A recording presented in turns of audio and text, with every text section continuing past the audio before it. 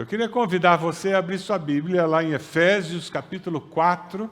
Nós vamos ler a partir do versículo 11. Conecte-se aí no celular, abra sua Bíblia. Se tem alguém perto de você que não tem acesso ao texto, por favor, daqui a pouco você vai precisar compartilhar. Você que está na internet também, nós convidamos você a se conectar conosco mais do que assistindo o culto, mas participando do culto.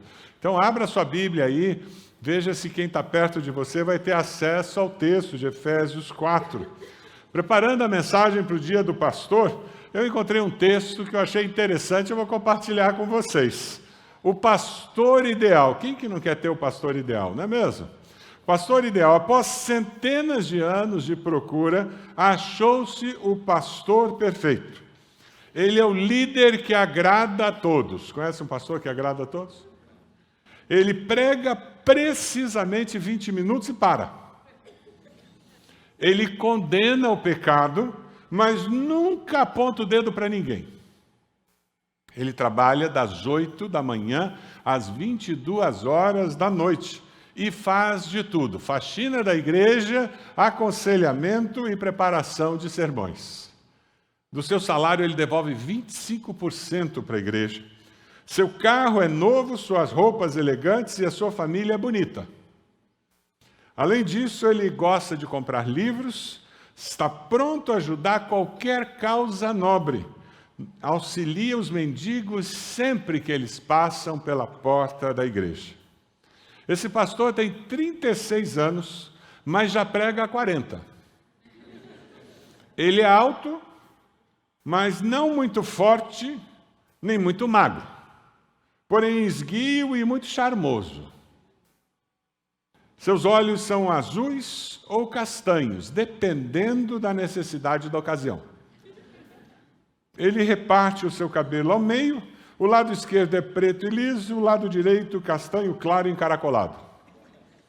Seu maior desejo é passar todo o tempo com a juventude, porém, ele dedica todo o seu tempo livre para os idosos. Ele sorri o tempo todo enquanto se mantém sério. Isso porque ele é seriamente dedicado a manter seu senso de humor. Ele visita pelo menos 15 membros da igreja diariamente. Ele passa o restante do tempo, depois de visitar 15 famílias da igreja, ele passa o restante do tempo evangelizando nas ruas. Mas sempre que nós precisamos dele, iremos encontrá-lo em seu gabinete. Infelizmente, esse pastor desgastou-se tanto no trabalho do ministério que se desintegrou aos 32 anos. Expectativas impossíveis. Quanto maior a igreja, maior o número de expectativas. Talvez você já tenha sido membro de uma igreja pequena. Você já foi com 100 membros, um pouco menos. Quem foi membro de uma igreja pequena, talvez tenha tido um pastor que tenta satisfazer todas essas expectativas. Porque a maioria dos pastores de igrejas pequenas fazem isso. Buscam suprir todas as expectativas desses 50, 100 membros que estão sob a sua liderança. Mas o que a Bíblia fala sobre ser um bom pastor? Você já parou para pensar nisso? Você já fez um estudo tentando encontrar o que a Bíblia fala?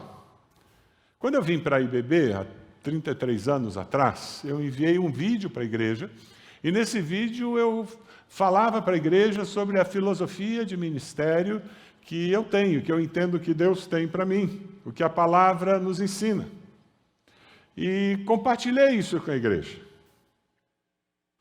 Quando eu comecei a ver a igreja crescendo, e quando nós chegamos lá pelos 300 membros, perto de 400 membros, eu tive uma experiência muito interessante que me forçou a perceber como esse paradigma de que o pastor tem que suprir todas as expectativas e cuidar de todo mundo, embora na mente estava resolvido, no meu subconsciente não estava.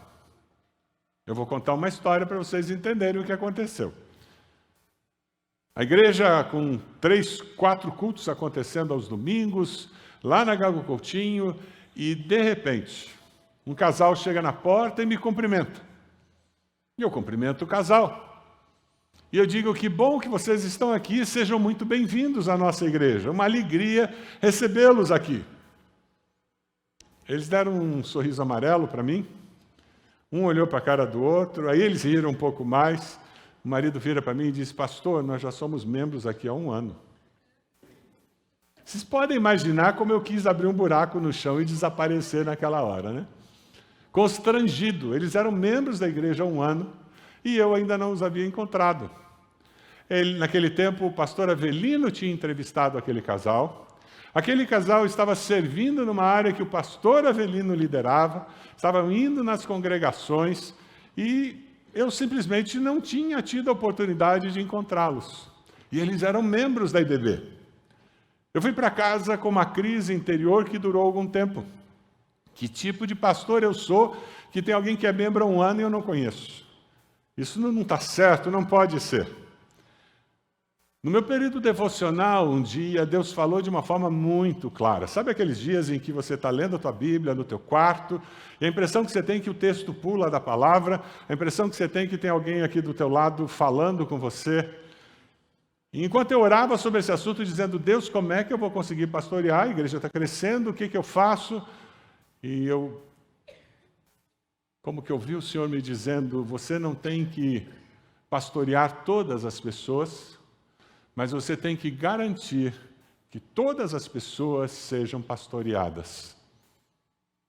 Você não tem que pastorear todas as pessoas, mas tem que garantir que todas as pessoas sejam pastoreadas. Meu paradigma do que era ser um pastor começa a ser mudado, reafirmado dentro do conceito bíblico que nós vamos estudar hoje aqui. Talvez você tenha um paradigma que precise ser mudado. Um entendimento de qual é a função do pastor no corpo de Cristo e qual é a sua participação no corpo de Cristo. E o desejo é que, ao terminarmos essa mensagem, você saia daqui abençoado pelo que a palavra nos ensina. Lendo um comentarista, eu compartilho com vocês uma afirmação que ele faz, que eu achei muito relevante. O conceito bíblico da liderança espiritual. A Bíblia ensina que o pastor deve garantir que os membros da igreja que ele pastoreia sejam formados, ajudados, guiados, cuidados, resgatados em caso de extravio, para que cheguem a ser o que Deus deseja que sejam e exerçam o ministério que Deus tem preparado para cada um deles na igreja e na sociedade. Deixa eu ler de novo esse texto. Esse texto é muito importante. Ele é um grande resumo da mensagem que nós estamos compartilhando hoje.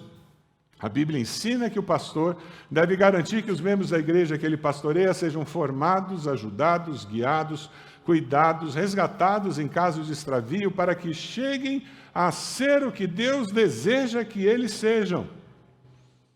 E como consequência de ser quem Deus deseja que você seja, exerça um ministério que Deus tem preparado para você, para cada um deles, na igreja e na sociedade. Estava para parar a mensagem aqui, se você for para casa com esse conceito, você tem tudo que você vai ouvir hoje. Mas nós vamos continuar olhando o texto com um pouco mais de detalhe. Você pode fazer isso? Efésios 4, abra aí a sua Bíblia. 4, 11 a 16. E ele designou alguns para apóstolos, outros para profetas, outros para evangelistas e outros para pastores e mestres, com o fim de preparar os santos para a obra do ministério, para que o corpo de Cristo seja edificado, até que todos alcancemos a unidade da fé e do conhecimento do Filho de Deus, e cheguemos à maturidade, atingindo a medida da plenitude de Cristo. O versículo 14 continua: o propósito é que não sejamos mais como crianças, levados de um lado para o outro pelas ondas, nem jogados para cá e para lá por todo o vento de doutrina, e pela astúcia e esperteza de homens que induzem ao erro. Antes, seguindo a verdade em amor, cresçamos em tudo naquele que é a cabeça, Cristo. Dele todo o corpo, ajustado e unido pelo auxílio de todas as juntas, cresce e edifica-se a si mesmo, em amor, na medida em que cada parte realiza a sua função. Você pode olhar para a pessoa que está ao seu lado? Você tem que cuidar dessa pessoa. Você tem que ajudar essa pessoa a crescer na fé. Você pode olhar para o outro lado. Quem que está do outro lado? Essa pessoa vai cuidar de você. Essa pessoa vai ajudar você a crescer na fé. É esse o projeto de Deus para nós como igreja.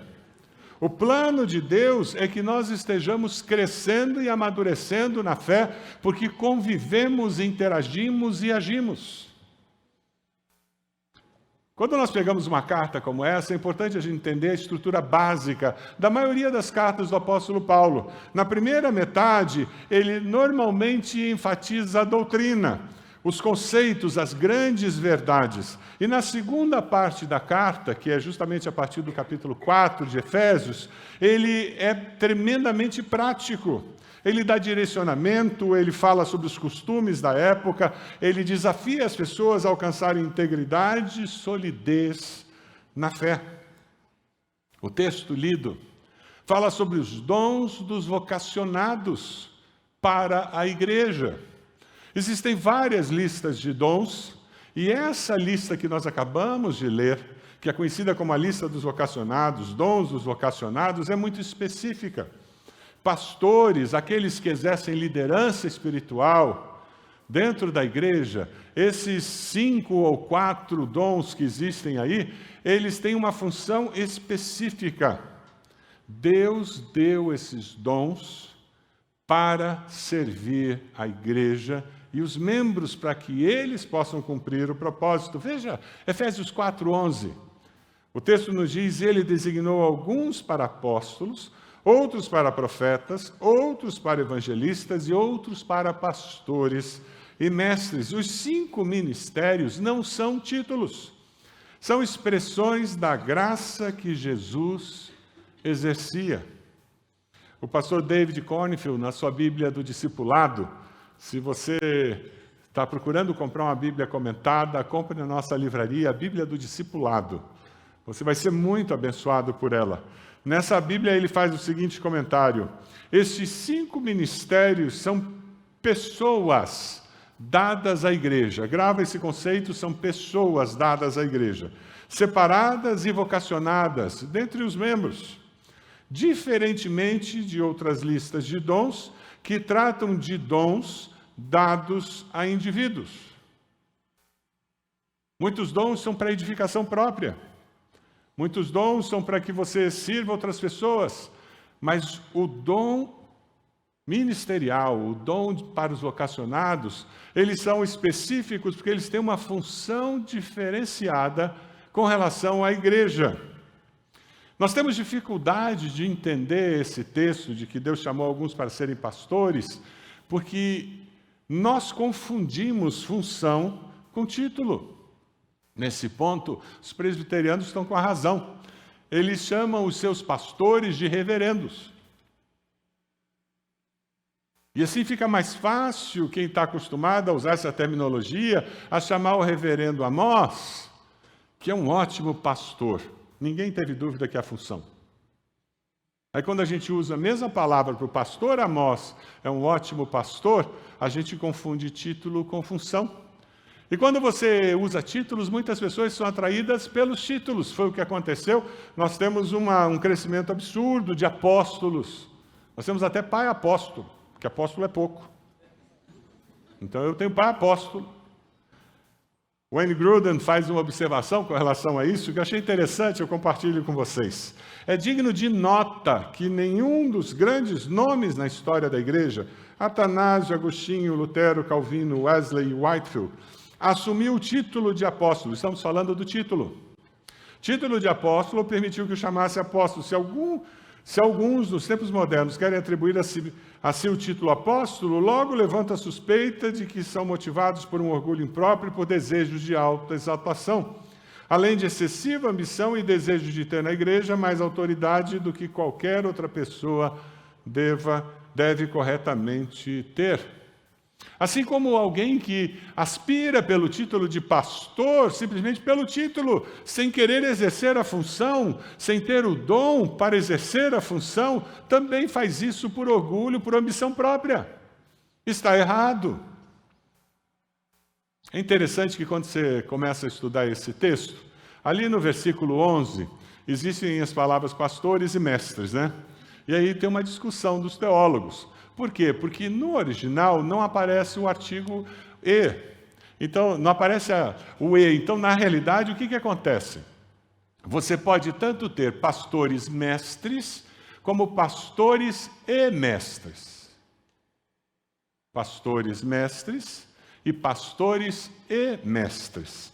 É interessante porque algumas pessoas falam sobre essa dupla função.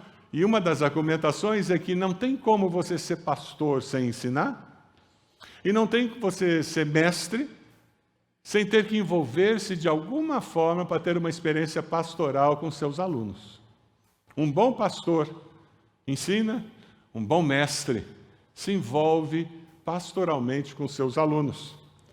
É interessante também, e essa argumentação, porque muitos falam que não são 4 dons dos vocacionados, não são 5, mas 4, sendo que o último é pastores mestres, é porque a imprensa ela surge no século XIV. A população, quando esse texto foi escrito, ela era analfabeta. Pouquíssimas pessoas sabiam ler e escrever. É por isso que os apóstolos escreviam as cartas e as pessoas ficavam de pé e liam. Porque talvez 1 ou 2 pudessem ler, o resto teria que só ouvir. Então, você juntar as duas funções e passar essa ideia de pastores mestres faz muito sentido. Deus dá o dom de pastor mestre para preparar os santos. Independente da posição que você escolha, Deus dá o dom de pastor mestre para preparar os santos, os crentes em Cristo Jesus, para que eles desempenhem o seu serviço, para que o corpo de Cristo seja edificado. O desejo de Deus é que os seus pastores tenham acesso a você, de tal maneira que você possa chegar no potencial que Deus colocou em você quando a criou como imagem e semelhança dele.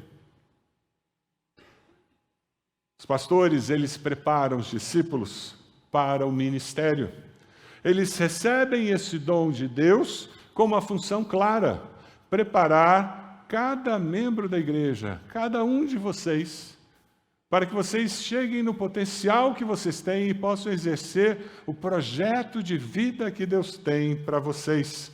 Efésios 4:12 nos diz: com o fim de preparar os santos para a obra do ministério, para que o corpo de Cristo seja edificado. Essa é a finalidade dos dons oficiais, capacitar os membros. A palavra que aparece e que faz com que tradutores digam preparar os santos, outros digam o aperfeiçoamento dos santos, é katartizo, no grego. Essa palavra significa ajustar, caber, completar, colocar no lugar devido, capacitar, remendar e restaurar. Um comentarista fez a seguinte afirmação: de acordo com o original, essa palavra significa conduzir a um estado espiritual ordenado por Deus. Aqueles que têm sido desordenados e separados por causa do pecado, e fortalecer, confirmar e promovê-los a viver como Deus quer. É muito interessante que essa palavra, ela também é usada na medicina. Naqueles tempos era usada na medicina, e quando alguém dizia que estava fazendo isso, ele estava dizendo que ele estava colocando no lugar um membro deslocado. É interessante, né? A mesma palavra que é usada aqui no texto falando sobre a função pastoral, o que ele deve promover na vida dos membros, das ovelhas, daqueles que ele lidera espiritualmente, os médicos faziam com relação ao membro do corpo, que estava deslocado, colocá-lo no lugar planejado, original. Esse é o plano de Deus, é o papel principal de qualquer pastor e de toda pessoa. O chamado não é chamado para ser ministro, e sim para equipar os santos, os membros da igreja, para serem ministros. Cada membro, um ministro. Você tem entendido que Deus tem um projeto com a sua vida e que Ele deseja usar a sua vida na vida da pessoa que está ao seu lado, aquela pessoa que você convive no pequeno grupo, aquele irmão, aquela irmã que você soube que aconteceu alguma coisa, existe uma necessidade na vida dela. Deus planejou que fosse assim. Stanley Jones, no seu livro Jesus o Senhor, você só compra em sebo esse livro, ele conta uma história que eu acho muito interessante. Para nós brasileiros que gostamos de futebol, então, fica melhor ainda. Ele diz que a igreja atual, ela tem se equivocado no processo da compreensão do lugar dela, dos membros, na função e no propósito de Deus. Ele diz, nós podemos comparar com o estádio de futebol. A igreja atual acha que os membros da igreja são a arquibancada, aqueles torcedores que estão olhando para o campo, onde os pastores correm o dia inteiro, tentando fazer um gol. E quando eles fazem o gol, festa na arquibancada.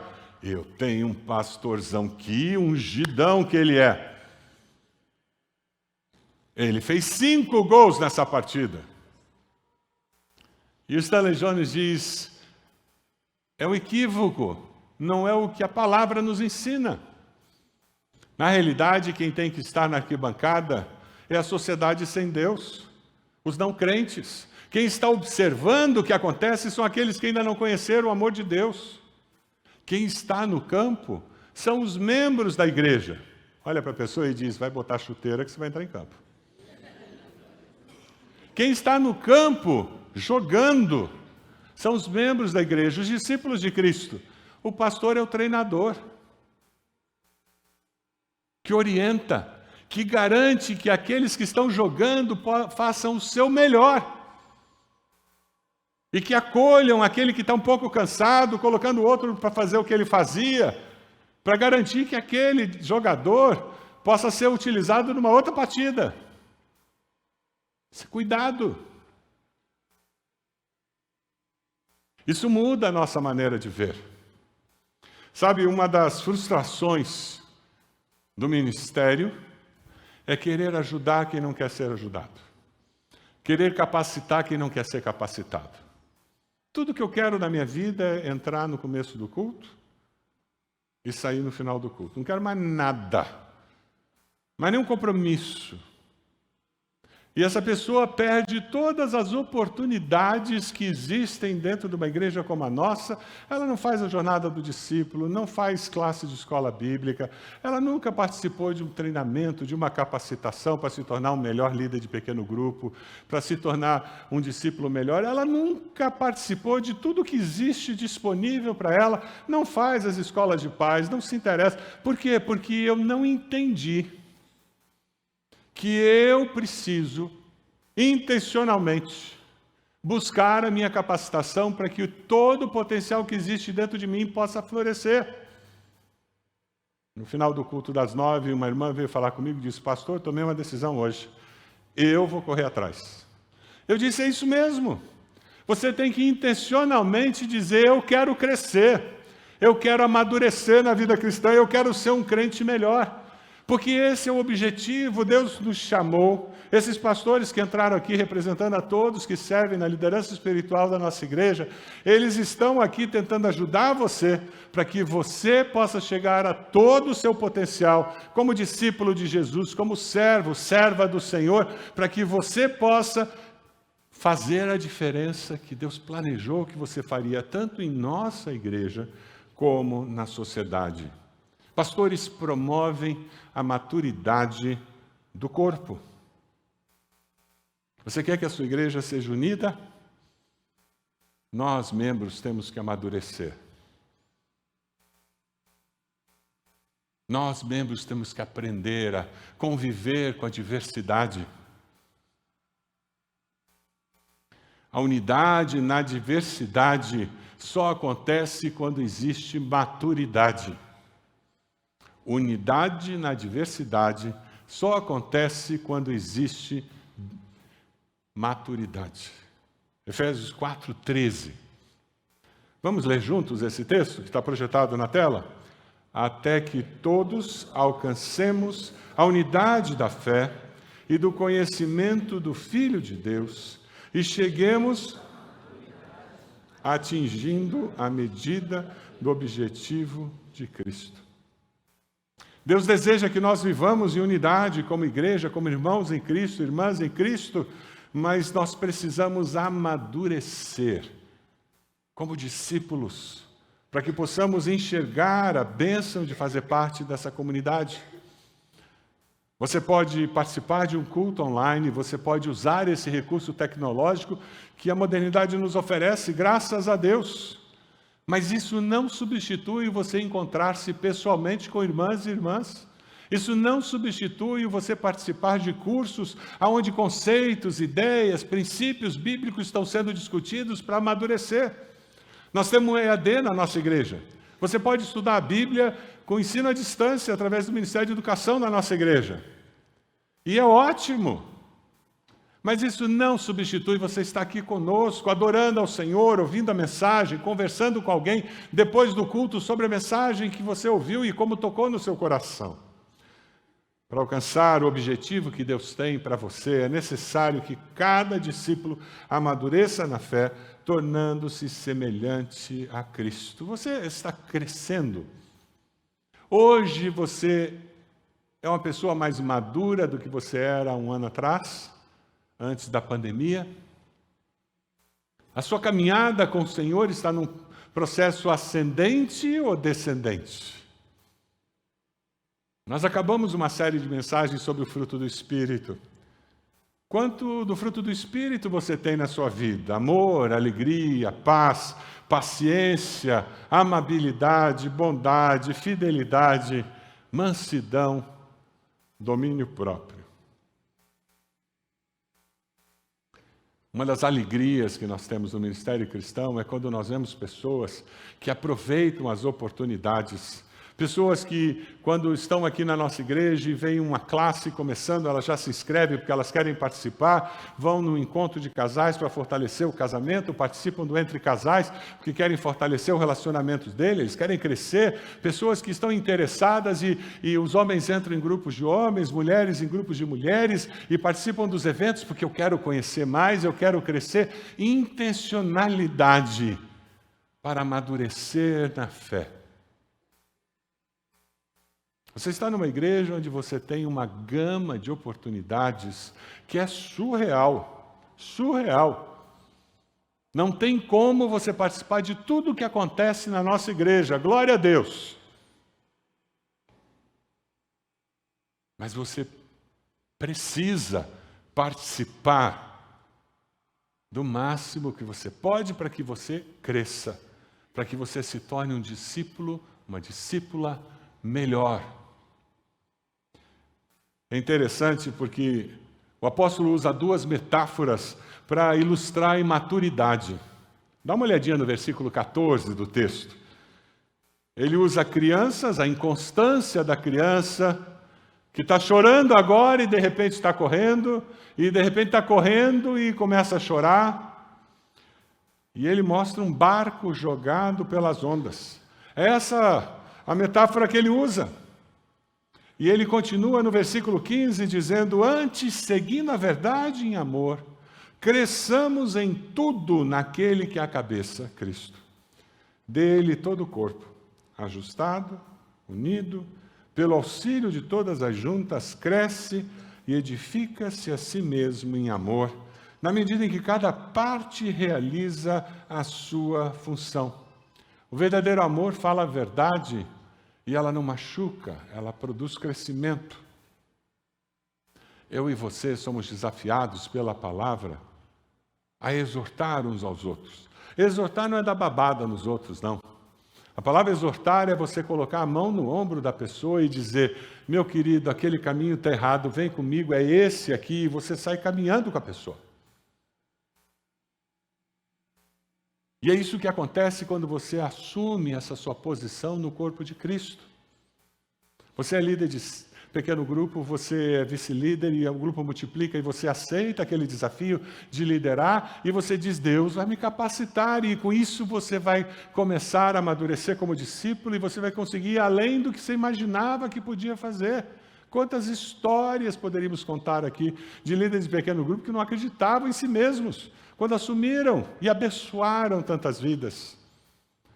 Como igreja, nós temos recursos disponíveis para ajudar você a abençoar pessoas. Nós temos a rede de cuidado que você vê aqui atrás, os vários ministérios que significam que eu posso apoiar essa pessoa e eu estou caminhando com alguém, eu estou ajudando essa pessoa a enfrentar uma dificuldade. Eu digo: meu querido, nós temos o CR na nossa igreja segunda-feira à noite, vamos lá no CR, vai abençoar você nessa situação que você tem. E olha, eu vou contigo. Porque eu descubro que eu sou corpo e eu sei que eu sou responsável pelo meu irmão, minha irmã, e eu venho uma segunda, duas, e depois a pessoa continua sozinha. E o outro eu vou encaminhar para a policlínica para buscar um psicólogo, porque eu estou entendendo que vai ser essa melhor a situação, ou quem sabe um processo de libertação para que aquela pessoa possa ser liberta do que atormenta a alma. Ah, meus queridos, como nós precisamos uns dos outros. Ninguém amadurece como discípulo sozinho num canto, não existe isso. A fé cristã é uma fé comunitária. A fé cristã é uma fé comunitária. Você amadurece, experimenta, vivencia a realidade da fé cristã quando você faz isso com os outros. Olha a pessoa que está perto de você. Espera assim: eu preciso de você, viu? Eu preciso de você para dar conta do recado. E é isso mesmo, nós precisamos uns dos outros. E é por isso que nós nos disponibilizamos para abençoar o outro, a outra. Você pode abaixar a sua cabeça? O que Deus falou com você? Você consegue mudar teu paradigma de que o pastor tem que fazer tudo na igreja? Se você tem esse paradigma? Se você tem esse paradigma e você congrega aqui na IBB, você vai ficar muito frustrado. Porque não é o princípio que nós utilizamos, o princípio bíblico que utilizamos é que o corpo cuida do corpo. E nós apoiamos os membros do corpo, os capacitamos, encorajamos para que esse cuidado mútuo aconteça. Você decide que vai cuidar das outras pessoas? Juntos nós cuidamos uns dos outros. Esse é o princípio bíblico. Seus pastores lideram, capacitam, pastoreiam as pessoas que lideram as redes de pequenos grupos, porque esses abençoados, essas abençoadas, desejam ser bênção na sua vida. Quem sabe a sua decisão hoje é: eu decido fazer parte de um pequeno grupo, pastor. Estou sozinho, estou caminhando sozinho, estou caminhando sozinha, isso não é bom. Eu vou procurar um pequeno grupo perto da minha casa. E eu vou fazer parte dele. Quem sabe a decisão que você tem que fazer hoje é que a vida discipular vai se tornar uma realidade na sua vida. Porque juntos nós vivemos a vida discipular. Você vai se deixar discipular e você vai discipular alguém. Eu decido viver como discípulo de Cristo. Mas para viver como discípulo de Cristo, eu preciso confessar Jesus como Senhor e Salvador. Faça isso nessa manhã. Se arrependa dos seus pecados. Faça uma oração agora dizendo: Senhor, eu te peço perdão pelos meus pecados e eu aceito Jesus como meu Senhor e Salvador. Toma minha vida em tuas mãos. Cumpre teu propósito em mim, Senhor. Juntos nós amadurecemos na fé. Eu decido buscar maturidade na fé. Junto com meus irmãos e irmãs. Essa maturidade vai me levar a batizar. Você está aqui, ainda não foi batizado, obedecendo a Jesus, seguindo o mandamento de Cristo. Então venha à frente e diga: eu quero Eu quero ser batizado porque eu quero amadurecer na fé. Você pode ficar de pé onde você está? Nós vamos começar a cantar e eu quero convidar você, desafiar você a vir até aqui à frente, colocar-se de joelhos, consagrando sua vida ao Senhor. Esse é tempo de consagração. A mensagem hoje é uma mensagem que nos chama à consagração, para nos tornarmos discípulos melhores, membros de igreja melhores, participantes de um pequeno grupo de uma forma mais intencional, que nós abençoemos uns aos outros. Deus falou ao seu coração, quem sabe no dia do pastor, Deus disse para você que você é um vocacionado. Eu fui chamado por Deus fazendo meu período devocional no meu quarto, sozinho. O quarto onde hoje eu estudo e preparo os sermões, porque hoje eu moro na casa que eu morava naquela época. Deus tem um plano para a sua vida. Se Deus está chamando você para o ministério, venha até aqui à frente, coloque-se de joelhos. Nós temos pastores aqui que vão orar por você, abençoar, ministrar na sua vida. Vem aqui. Nós estamos esperando você. Talvez você diga, pastor, eu quero participar de um pequeno grupo. Vem aqui. Já tem gente vindo. Amém. Sai do seu lugar, vem aqui. Tempo de consagração. Pastor, eu vou começar a estudar mais a Bíblia. Eu vou me inscrever num dos cursos que nós temos aí na igreja. Eu preciso amadurecer na fé, pastor. Eu quero crescer. Vem aqui, graças a Deus por isso. Deus está falando ao seu coração, você está tomando uma decisão hoje, eu vou me batizar, ou quem sabe eu vou aceitar Jesus. Se eu vou começar uma história linda com Deus, Criador dos céus e da terra, porque eu estou tomando uma decisão ao lado de Jesus. Nós vamos cantar. Enquanto nós cantamos, vem aqui, nós estamos esperando você para orar por você. Vamos lá.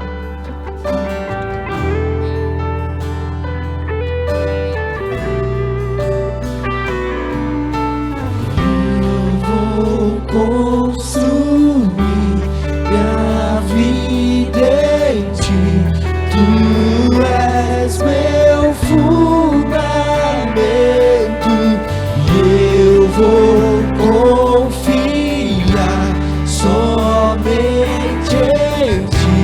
Não vou ser abalado,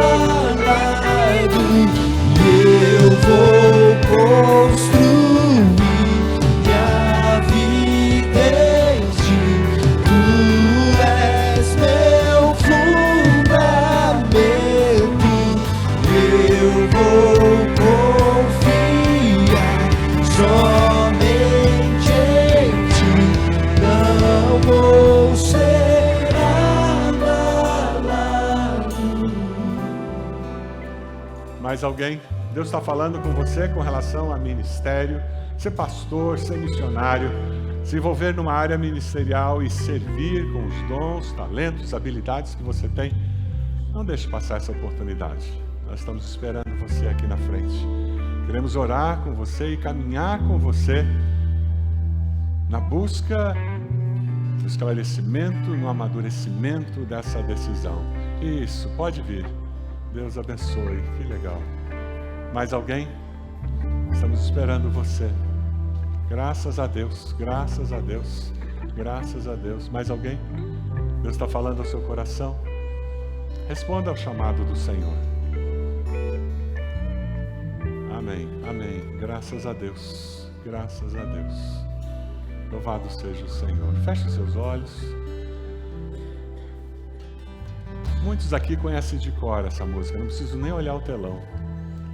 Nós vamos cantar bem baixinho essa música, bem suave, porque ainda temos pessoas vindo aqui. Nós estamos precisando de pessoas que nos ajudem no aconselhamento aqui. Vamos cantar, ministro? Bem baixinho, de olhos fechados, sua oração ao Senhor.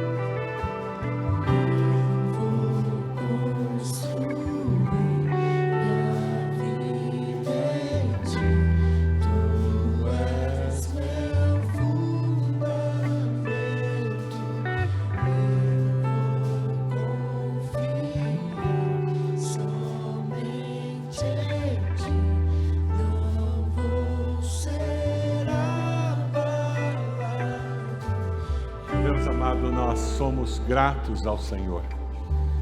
Se Te louvamos pela maneira como o Senhor nos salvou em Cristo Jesus, onde tudo começou. E, ó Deus, te agradecemos porque nós temos funções diferentes no corpo de Cristo, mas tudo redunda para a honra e glória do Teu nome. Te agradecemos porque o Senhor tem nos separado, homens e mulheres, para servirem na liderança espiritual da Tua igreja. Ó Deus, abençoa-nos como líderes espirituais, que haja temor e amor no nosso coração. Deus amado, nós também vemos o Senhor chamando outros para, com a salvação que tem, se espalharem pela sociedade, em diferentes profissões e atividades profissionais, indo como sal da terra e luz do mundo para fazer diferença. Vivendo em comunidade como discípulos de Cristo, como corpo de Cristo, edificando um ao outro, abençoando um ao outro, confortando, apoiando um ao outro, e dessa forma mantendo a saúde da família de Deus. Ó Pai amado, nós nos consagramos como igreja do Senhor e pedimos que o Senhor nos ensine a viver esses princípios bíblicos com intencionalidade, com intensidade. Abençoa esses irmãos e irmãs que vêm à frente, tomando uma decisão nessa manhã. Ó Deus, com Teu Santo Espírito, confirma. Seja uma decisão de vocação, uma decisão de estudar mais Tua Palavra, de abençoar outras pessoas, ou aceitar a Cristo. Deus, confirma essas decisões. Que cada uma delas possa trazer honra e glória para o nome do Senhor. Essa é a nossa oração. E nós a fazemos, Senhor, no nome precioso de Jesus. Amém.